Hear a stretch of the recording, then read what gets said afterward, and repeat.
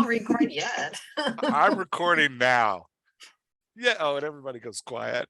We stop all the inappropriate talk the minute Jeff says, fine, I see how it is. See how tonight's going to be.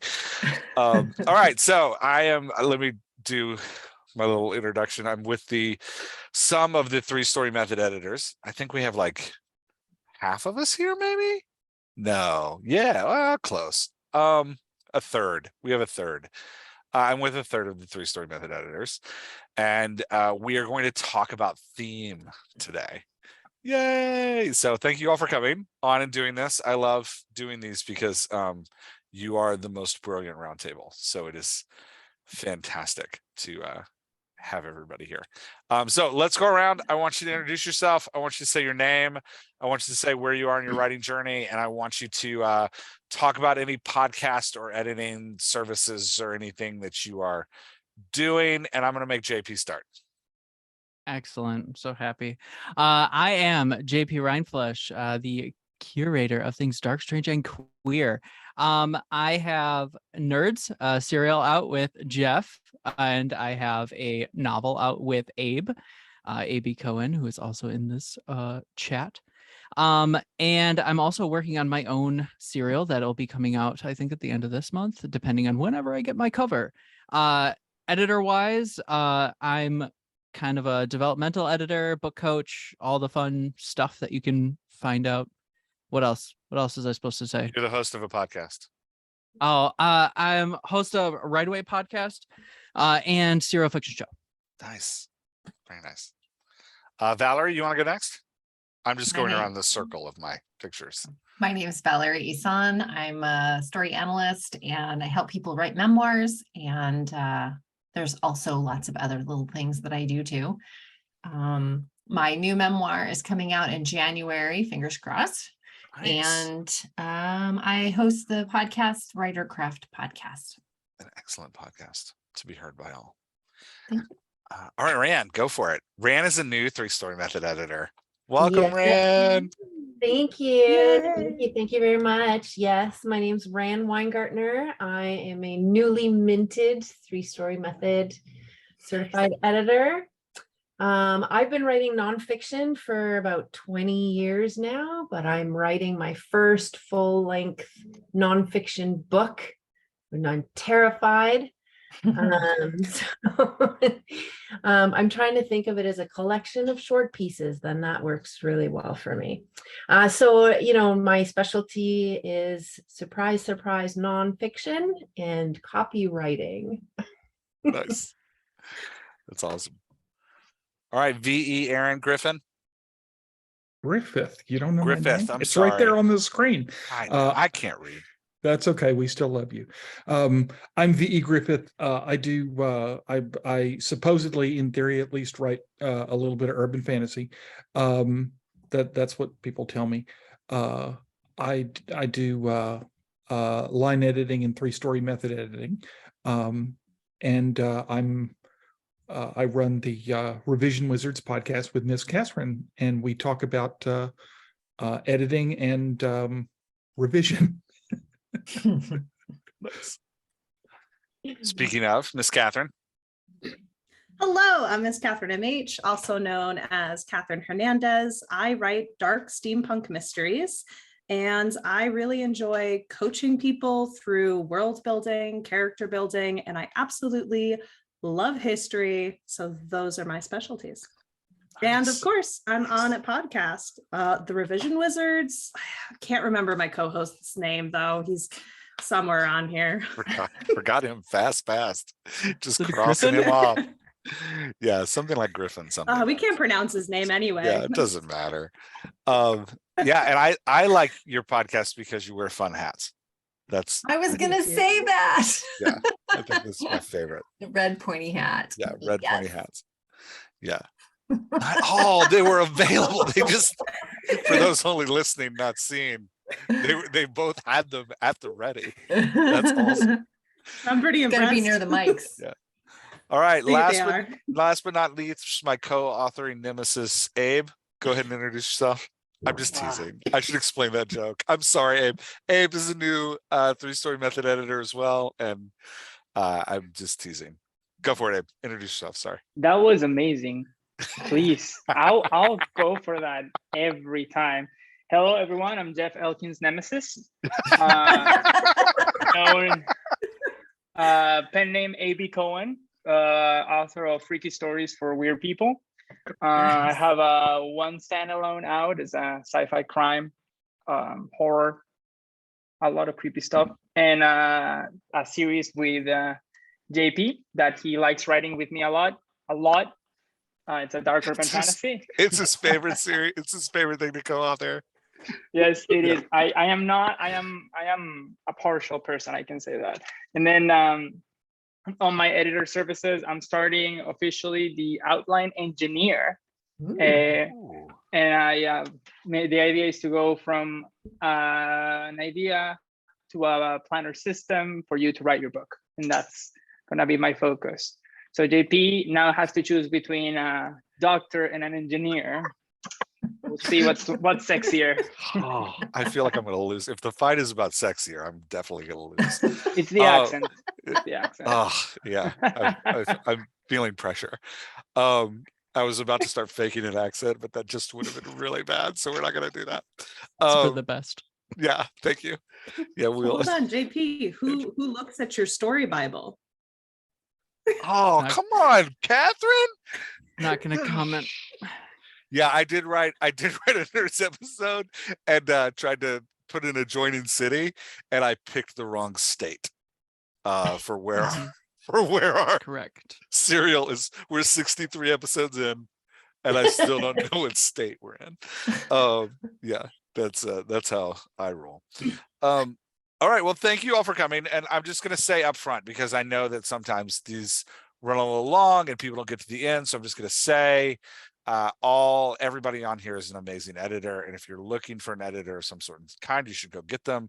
You can find everybody at theauthorlife.com. You can look up the editors there, or you can go to their individual pages, which I will put in the show links. So I wanted to say that up front, because part of the reason I have all y'all on is because I think you're amazing editors and people should know who you are.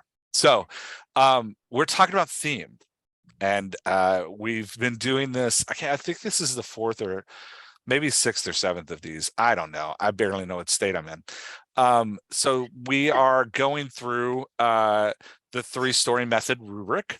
The story rubric from the 3-story method, which is if you've never seen it before, it's you can also find it on theauthorlife.com. It is or you can just Google story rubric. It comes up at the top of your Google searches now, which is fun. It's a chart that allows you to rate how your story is and how your story is doing. 3-story method editors all use it as a way to give you feedback on a story.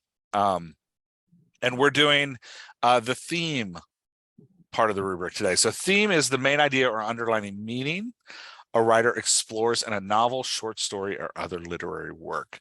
So we talk about theme, we're talking about the idea that is living inside your story. According to the rubric, because the rubric gives you I can't remember the names, it's poor, adequate, good, and excellent. According to the rubric, an excellent story has a visible and polarizing theme that exists throughout the story. Readers can manifest the theme. Manifest is a good word. Readers can manifest the theme with lessons that can be applied to their lives. All right, so we're talking about theme. Let's kick off. What's a story, literary or TV, wherever you found this story? Your 5-year-old next door neighbor that you were talking to.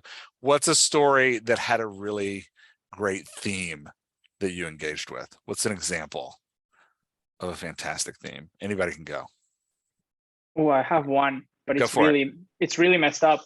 So I'm all for that. I mean, you're telling weird stories. I'm here for it. Yeah, I'm gonna add some Latino spice and Hispanic spice here.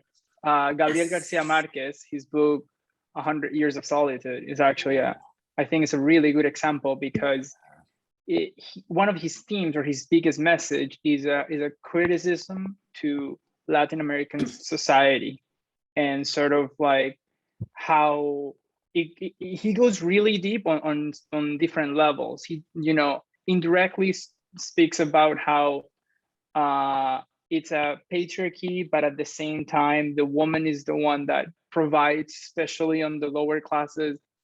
He goes deep into the incest issue that happened within the society, and how it's a big problem sometimes. And he really, digs deep into sort of like the philosophies of the Latin American family, and how, in a stereotype kind of way, how the man of the house will a lot of the times just lose himself or leave, or go off dreaming, while the woman carries the weight of the family in her shoulders, and provides for the family a lot of the times, while the man just leaves and goes away. So it's a beautiful novel. It's fantastic realism, and highly recommend it. It's really thick. It's really tough to read. But it is, when you analyze it, I analyzed it back in high school, and it's just very joyful to understand, and a little depressing, but in the best way possible. The themes you listed aren't really like uplifting and exciting. Yeah. Yeah, it's what I mean. And they're by beautiful. joyful is, That like, wasn't a criticism. Yeah. It's like the way he describes it and the way he writes, personally, I really enjoy it. So he managed to point out really dark issues within the Latin American society, or the Colombian society, but through very good writing and style. So Nice. that's what I mean by beautiful. I don't mean incest is beautiful. I don't No, want no, that yeah, to be no, on the record. Yeah. So how's he doing that? Is he like pulling it through the plot? Is he pulling it through characterization? Like, where are you seeing those themes play out most? It's a combination, but mostly his character. Okay. One of his major signatures on this book is that, and he breaks all the norms, is that almost all male characters have equal, or like have the same or very similar names. Marcos Aurelio, Aureliano, goes along that way. And it's sort of like a metaphor in a lot of ways of like, at the end of the day, they're all the same. They're all similar characters within their differences. So he really, he can be very subtle about the way he shows things. And he also used magical realism for setting, for build up, and that he also nails it really well. So I think those two things are really well played on his part. And I mean, we're talking about a guy that he was amazing. Like, so that's fantastic. Good example. Anybody else got a good example? Shoot, JP. You were nodding like you said, because you were nodding like you had something to say. It's because he loves me. Okay. I guess for me, I'm gonna jump to TV because I think that that's what I relate most to. So when I think about something that has really like punched me hard in the past like couple of years, it's been this Haunting of Hill House, which was one of the first ones. And that just, when a theme is good, it resonates with you and you remember what it is. And to me, theme is defined by like answering the question, what's the point?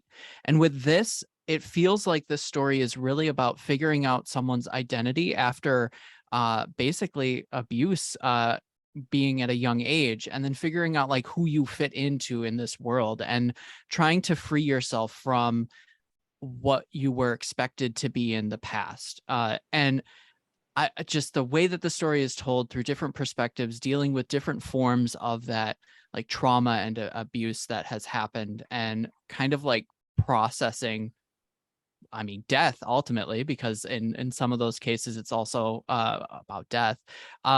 It really resonates, and it really tells this really solid story that I keep thinking about whenever I want to write something kind of with that atmosphere. Yeah, Mike Flanagan is the director, producer, writer of the screenplay, and he just nails themes. Like, did you see Midnight Mass? So good. So great. Very good. Yeah. And it's got all those like really rich, okay, spoilers. Fast forward 10 seconds if you don't want to hear this. It's a vampire story, but it's got all these like really great themes of like, faith and like losing faith and doubt. And I'm watching his he's got a new one, Midnight Club. Is anybody watching that? Do not spoil that one. I won't spoil it. It also has great themes of like life and death and like what will somebody do to continue living? Like what does it mean to be dead? Like it's again, like, so he runs those themes so hard. They're great. Another story that kind of hits those themes too is Midnight Library by Matt Haig. I don't know if anybody's read that or not. I really like that book. And I think the framework that the author uses helps to come back to the theme in a natural way, so it doesn't feel kind of like you're being hit over the head. So I like that framework. So that's a way that authors can make sure that theme is, that the reader can remember what the theme is, so they can have a nice satisfying end without being hit over the head with it. Yeah, totally. Anybody else got a good work that had like a really crushing, the writer crushed the theme on it? Okay. I mean, It's not a crushing theme. Sorry, Miss Catherine. It's not a crushing theme, but it really stays with me, and I've read it twice, and I would pick it up anytime. Is The House on the Cerulean Sea. Yeah.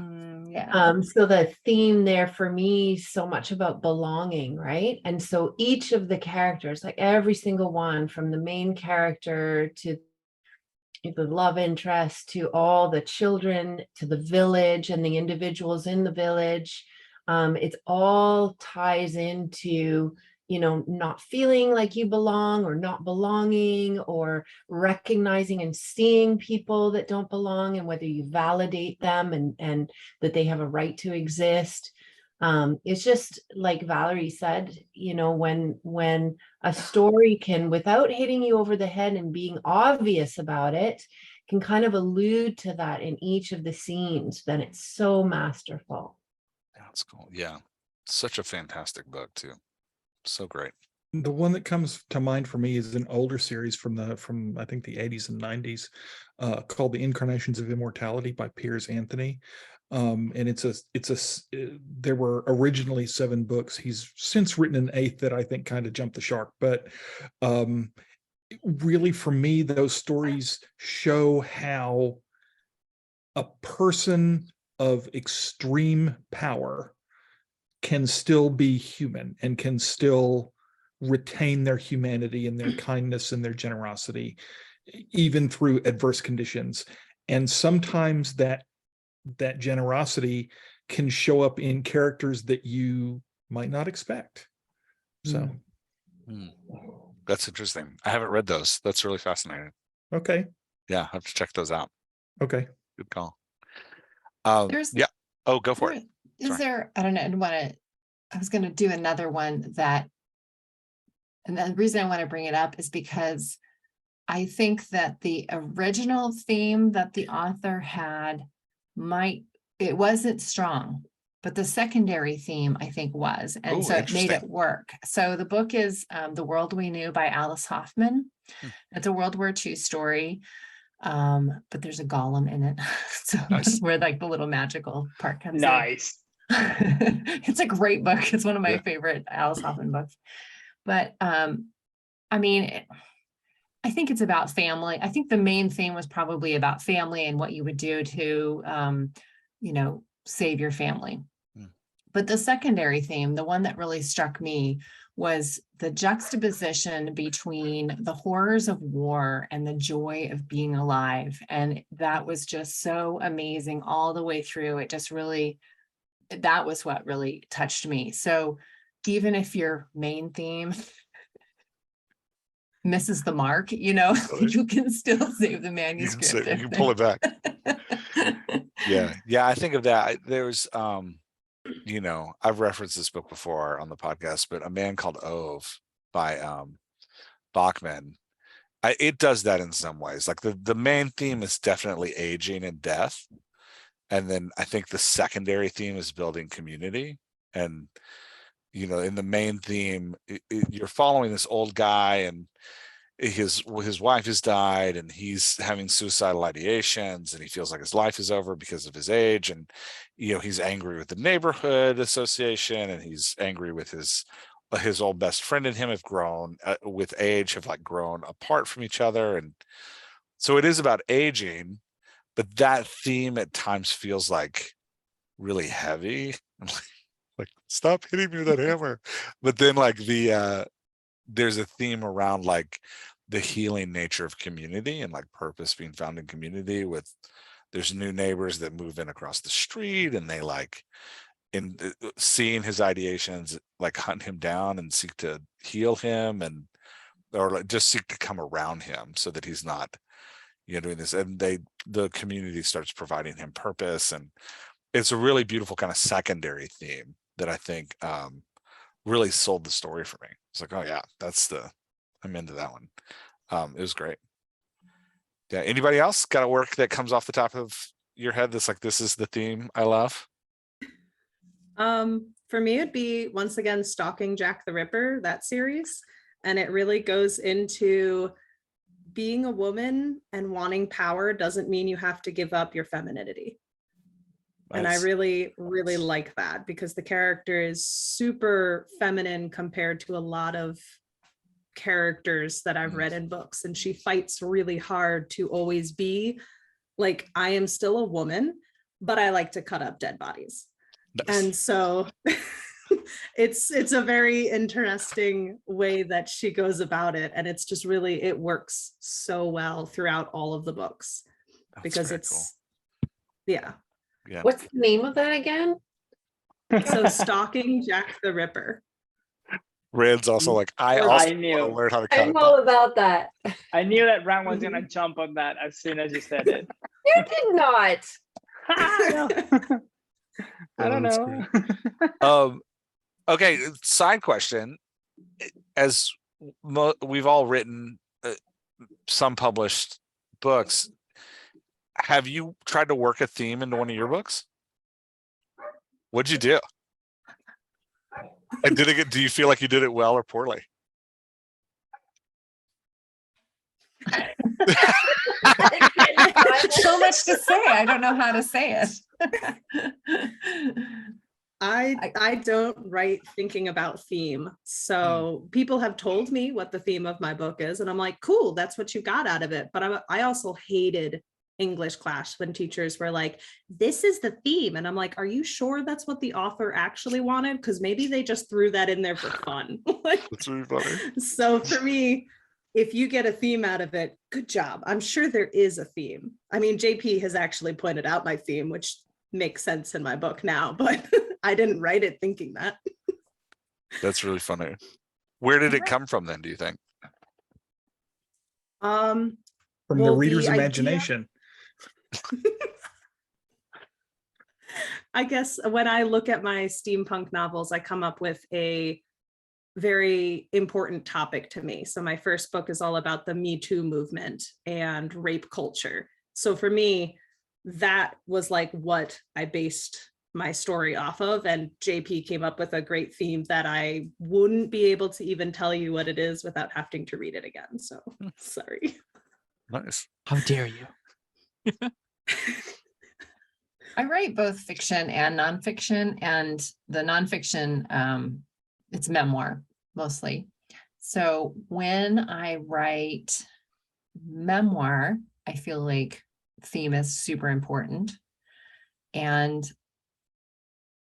I almost think it's more important in memoir than in fiction, although since I've spoken with and heard JP talk about story hypothesis, I'm taking that back. Like I don't quite have that same viewpoint anymore. I think it's pretty equally important now, but I think you really have to nail it in memoir. And a lot of my clients don't have that, you know, when they first come to the page, or they're trying to write their outline. Oh, this is a story about my dad and his immigration, and, you know, or whatever. And it's not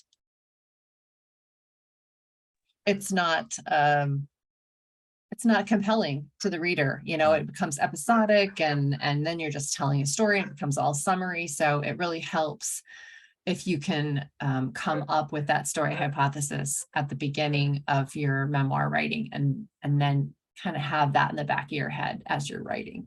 Interesting. JP, define story hypothesis for us. Okay, I will try.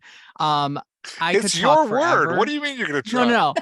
It's because I could talk forever on this and I really have to limit myself here. Okay. So story hypothesis is my way of putting theme to a clear statement that one can use to write, because I hated it in high school when the theme was love. And I'm like, that does not help me whatsoever. Thank you for that piece of trash knowledge that I will never use. And I felt like if theme is meant to be the point of a story, then let's define what that point is. So for example, in the story that I'm writing, and I use Max Neef needs, which there's like 9 of them. I'm not going to go through them, but it's really similar to the hierarchy of needs, but there's no hierarchy here. We just pick the needs we want.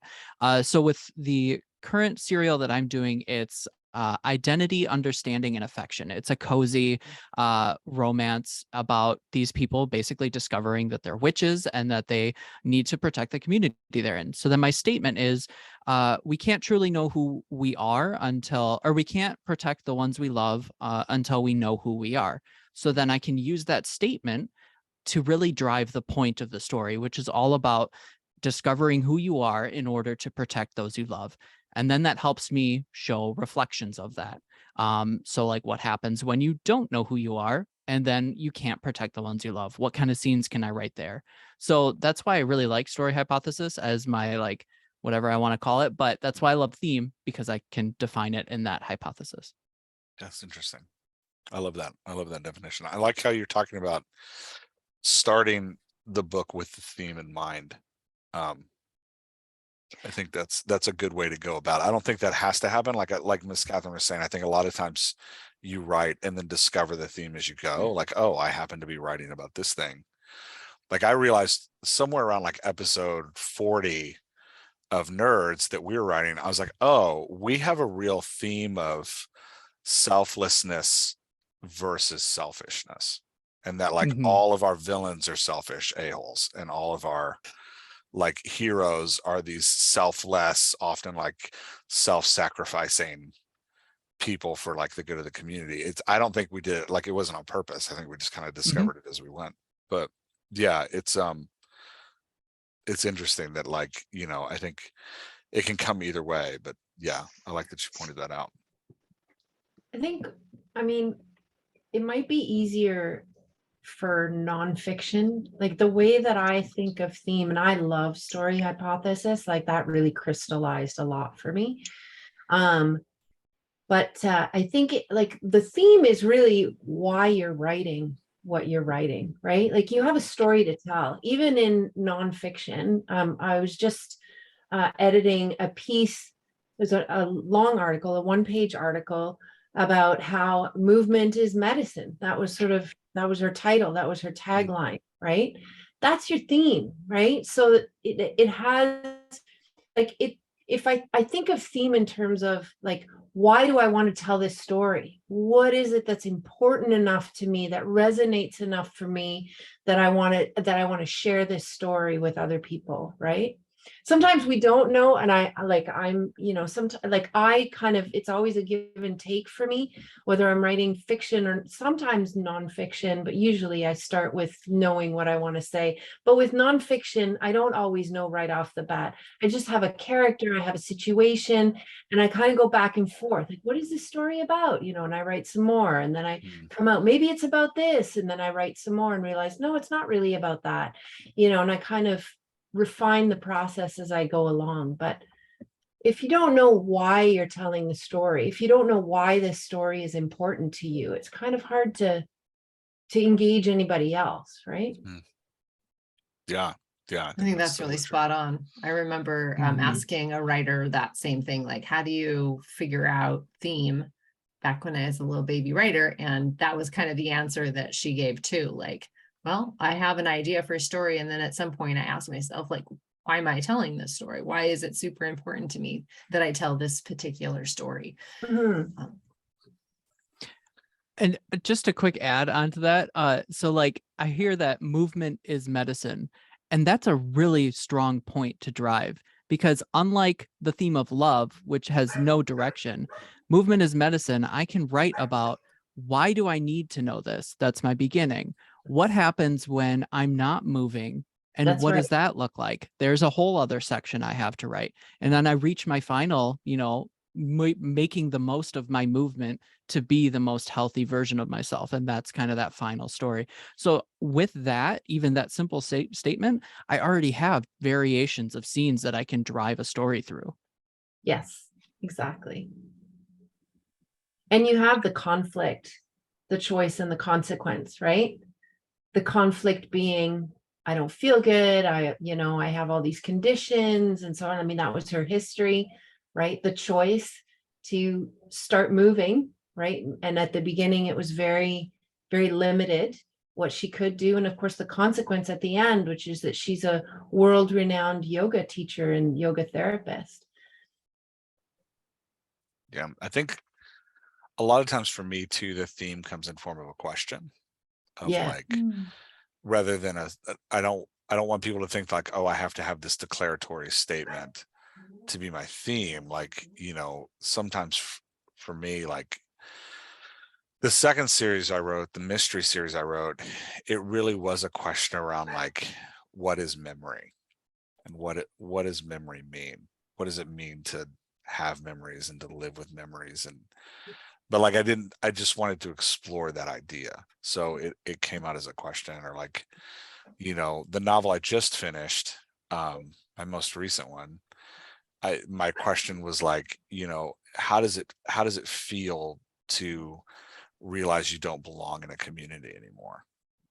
And that was the theme that I'm circling around. Like for me in that one, the main two protagonists are going on this journey, right? Like the vehicle characters are going on this journey of understanding they don't belong in the community. But I also painted all the side characters as outsiders that also did not belong to communities. So there's like a group of homeless guys that have been rejected. There's a group of youth that the main characters meet as they pick them up at like a McDonald's, right? Like, and they're just kind of like, we're not doing anything, we're alone and lost and wandering. And then there's a trans man and his wife who feel fairly isolated in life. And then there's some addicts as well that like are kind of searching for but feel outcast to the world. So like for me, it was like, okay, the theme is like, what does this feel like for these different realms of people to live in this outcast state as two people become outcasts? But it is that kind of like exploring that question, I think sometimes. The beauty of your book, like, because you're talking about inside outside, right? Yeah. If I might gush for a minute, because I love that so much. I'm gonna be you're fine, I'll just be very uncomfortable. You But can't what I blush love on a about that podcast. is, like, there was this beautiful mirroring, right? Because here, like the main characters, the couple, they're on the in, right? Like they're inside, they're in the clique. And as they move out and sort of make that journey of realizing that they're not actually, they don't really belong there, they're creating community with these people who don't fit in, who are outcasts. It's just such a beautiful mirroring of that whole experience. It makes me very happy that you saw that. Thank you, man. You just made my night. Podcast is over, we can all go home. I'm just kidding. Jeff is done. He's gonna go cry under his desk. Yeah, thank you. Okay, so we've used the phrase a little bit that the theme hits us over the head, or Ran, I think you said that the theme is being obvious. What are some ways that authors screw up the theme? That's an By interesting doing question. that. But how do you do that? I know how. So it's not like I know how. I think I know how. He was like, I got this down. I got this. I know. I think that theme is important, but it's a passive drive of the plot. And what I mean by that is, if you have a story in mind and then that story changes because you wanna, let's say you write a story and then you change that story because you suddenly think, this is a stronger theme, that gets tricky, right? Because I think you know, it's kind of like playing the egg and the chicken kind of game, right? Like what comes first? Is it the theme or is it the story? And I don't think that there is a right or wrong answer, but when the theme is not well defined, or when the theme dramatically changes because it's not well defined, you can contradict your message. And when you contradict your message, you will contradict your plot, right? So that's sort of when I see that that's when the bigger mistake can happen. So I think the best way to avoid that is to have a clear theme. But then again, I would also agree with Miss Catherine that, you know, for my first book, I didn't even know what a theme was. I had no idea. I barely spoke English when I wrote that. And I was like, yeah, I can do this theme. We'll see how it goes. But what I think the reason why there is actually a theme in my first book is because there are characters that are a part of me, right? So if you're consistent with the characters that you design, they're going to have wants and needs, and that will create a theme, right? So if you don't create one yourself, your characters will create one for you. I don't know if that answers the question, but I feel like that was somewhat solid. No, that's good. I think part of what I'm hearing you say too is that if you don't know what your theme is, it's incredibly important to be true to yourself. Exactly. Wow, you're such a good doctor. Abe, I'm just repeating what you said. That was perfect. So it makes the best therapist, right? Is we just repeat what you said. You're feeling happy right now. Yeah, that's anyway. There's a book that I read recently, and I hadn't thought of using it in today's discussion, but after what Abe just said, I'm wondering if this is what you're talking about. So it felt kind of heavy-handed, the theme, going through it. And I think it was because the plot choices, the story itself, you could tell, well, my assumption is that the author went with the first option when they were plotting, you know, so it was all expected stuff. It didn't predictive. seem like there was anything. Yeah. And so because of that, I think the theme felt more heavy-handed because it was just obvious all through. That's I funny. mean, it still ended up being like an interesting story, and I read the whole thing, but I was kind of like, huh, that's interesting. You know, as I was reading through it, it did seem kind of odd in places because of those two things, I think. Yeah, that's really fun. So that reminds me, I was teasing JP over Slack this week that like we can't end our nerd series on on episode 66 because I grew up as an evangelical kid in the 80s and 90s, so like the satanic panic was very real. But what you're saying Valerie, is I used to read as a teenager a whole ton of like satanic panic novels, like Dead. I remember one of them specifically was called Dead Air. They were like Christian horror novels. And they did that. They always like you could just like, well, you know, the girl's been kidnapped. Who kidnapped her? The Satanists. Like, why did they do it? Because they're evil. Like, you know, just it's like you know, the theme was just like so. There was always the first choice. There was never anything like surprising. It was like, you know, I think I'll go into the woods to find a quiet walk. It's like, don't go to the woods. That's where the Satanists live. But yeah, so Literally every slasher film ever made. yeah. I'm going to go into this creepy dark basement and not turn the light on. Yeah, which I think when the movie Scream came out, it was so great because it like so had mastery over the themes of all of those slasher movies that it was like, here's how these movies work, and we're gonna lay it out for you in the second scene of the movie. We're gonna tell you exactly what the themes are that we're playing with. Yeah, it was great. Anyway, there's my trip down memory lane. I have an idea that it can be a little controversial, but that's fine. But I think it will be interesting to explore this. So I think that I'm going to talk about two scenes in Marvel movies, and that they go over theme.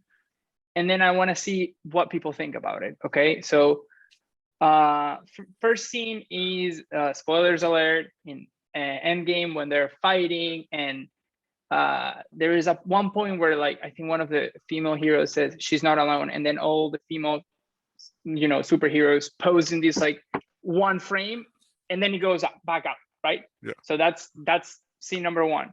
Scene number two, it's when Black Widow and the guy with the arrows, I forgot his name. Hawkeye, thank you.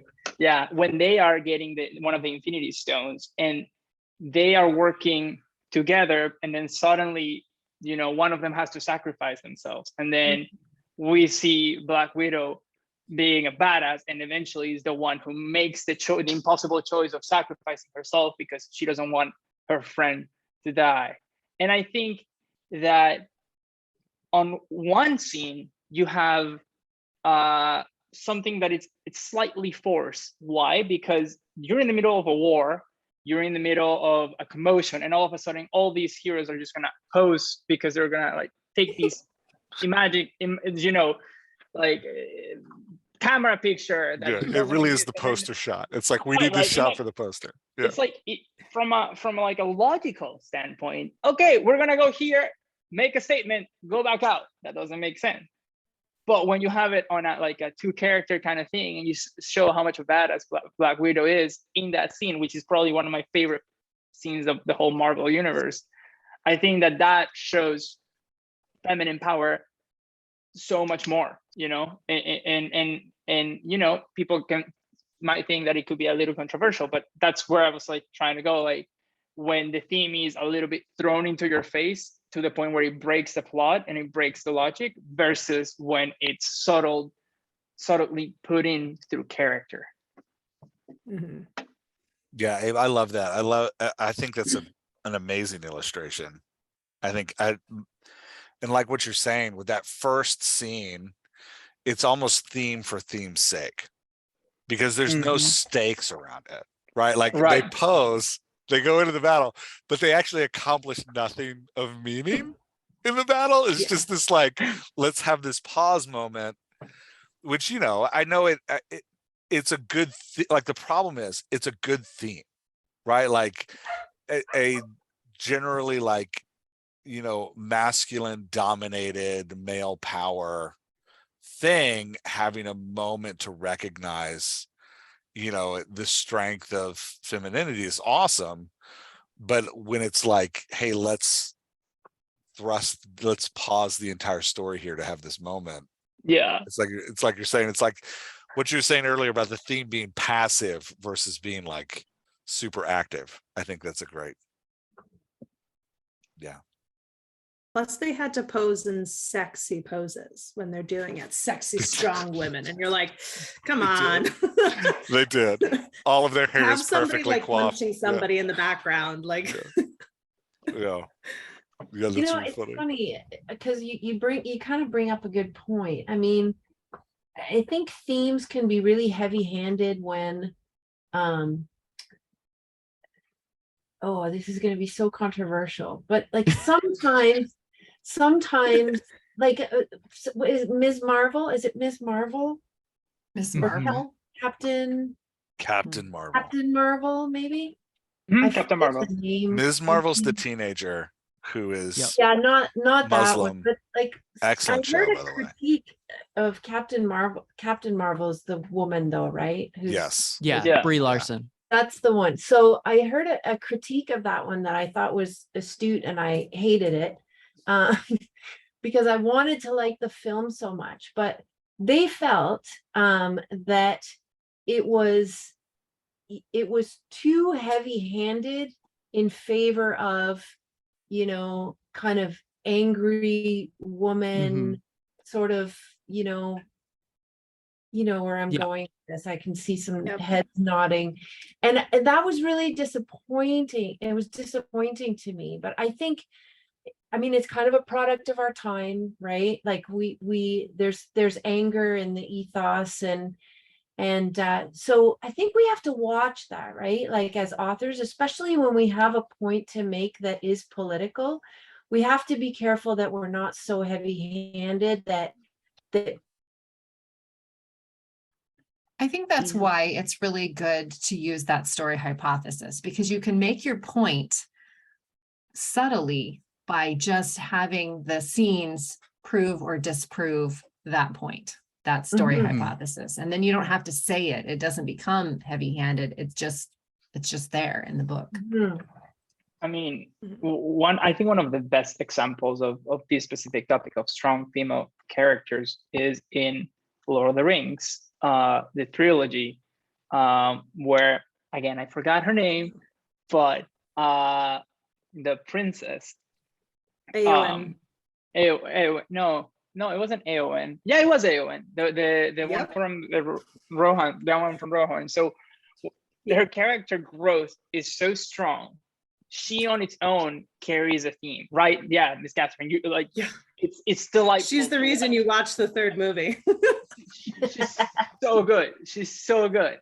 And I think that subtle messages are so much stronger. And I think that's maybe why we see so much controversial, things going on these days, is because people try to go very heavy-handed on the theme, but they lose sight of why they're doing this message.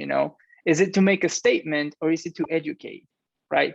Because I think it's better to educate, and I think it's better to slowly, show young people what, your values, rather than, this is a statement. Now, that doesn't mean that making a statement is wrong, but I it's a personal choice, right? I think that something like what you see in Lord of the Rings, or what you see with Black Widow and Hawkeye, those things can carry a lot more weight.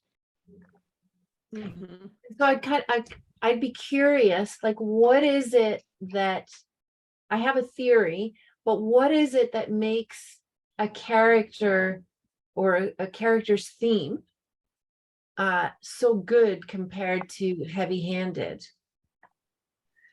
I think maybe it has something to do with, this is going to be weird. I never even thought of it till just now, but maybe the writer can treat it sort of like backstory almost. It's something the author knows about the character, but it's not actually in the story necessarily. You're not saying she went to college at, whatever. It's, the theme is, the moral of the story is, it just sort of happens kind of underneath, maybe. I don't know. I don't know if that's answering your question or not. I would say it's also that it feels real. Like with the two different versions in Marvel, them all standing there didn't feel real, but that argument between the two of them of no, I'm going to sacrifice. No, you're not. I'm doing it. Felt more real.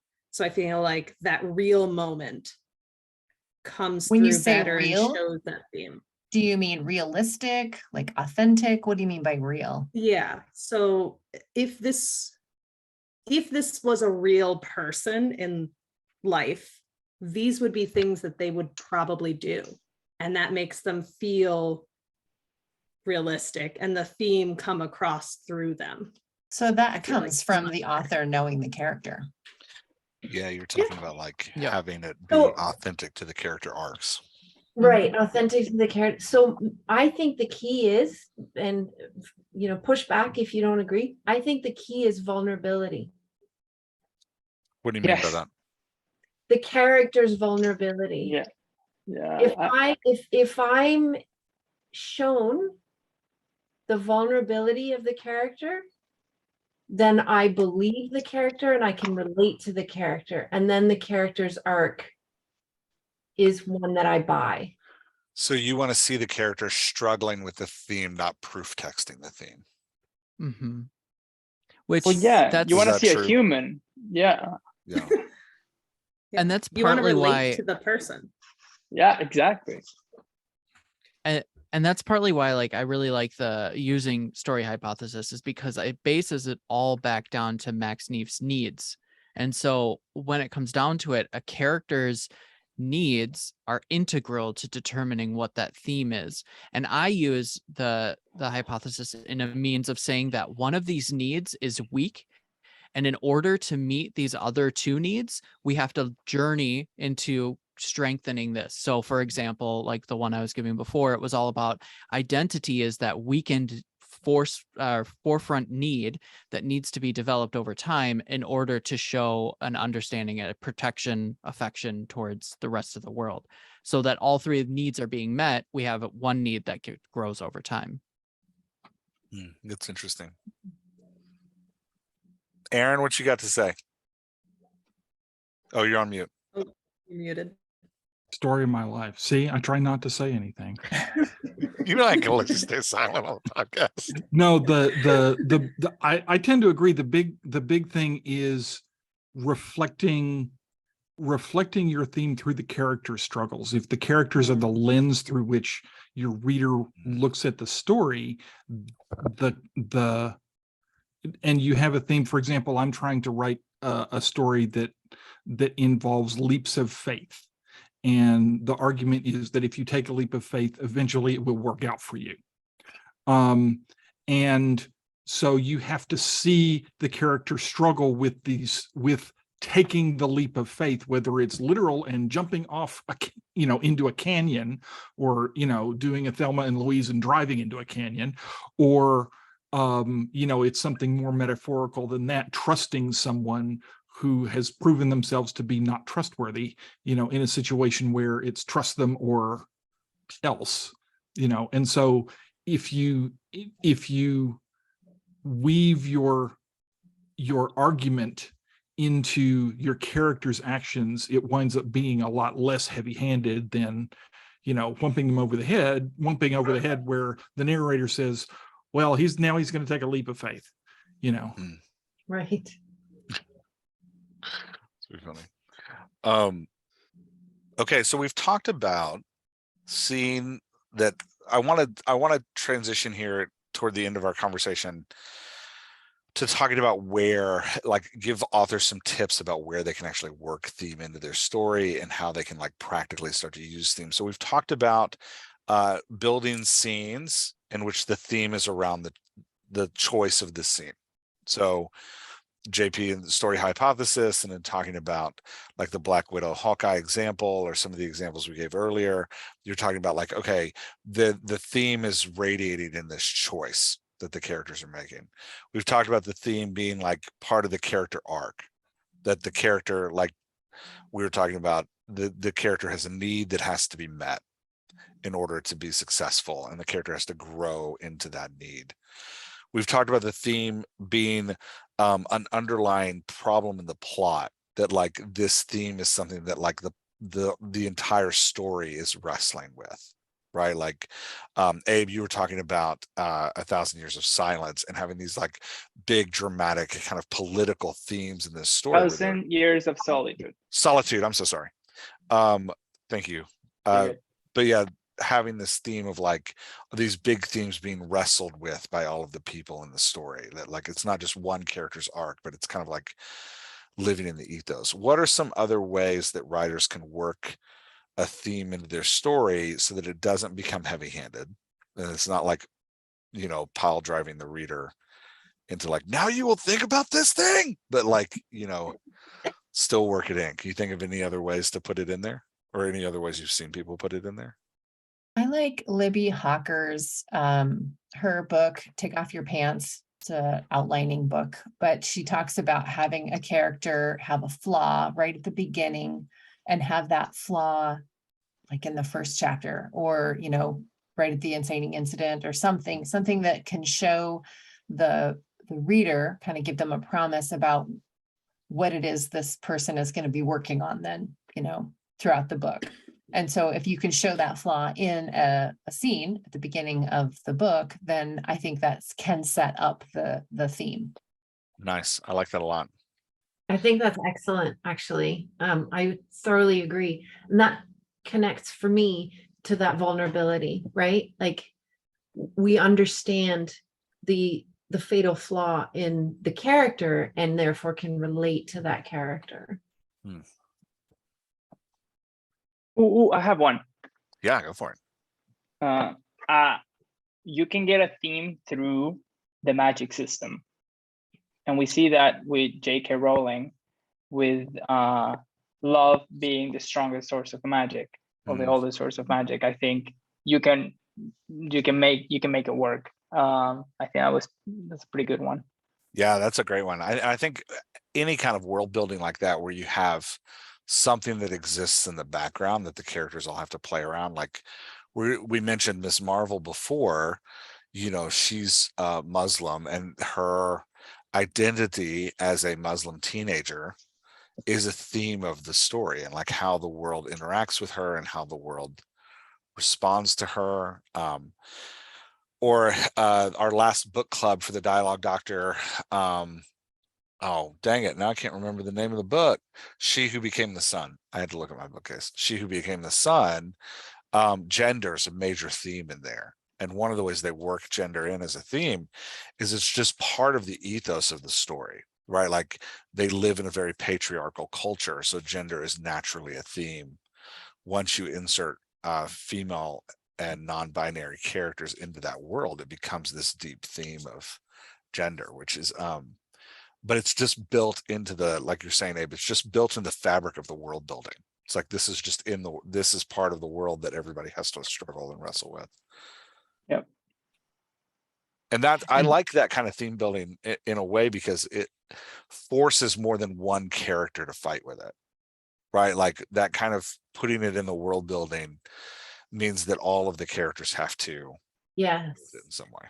Right. And That's see a the good point. different points of view, right? The different Yeah. treatments of that theme. Yeah.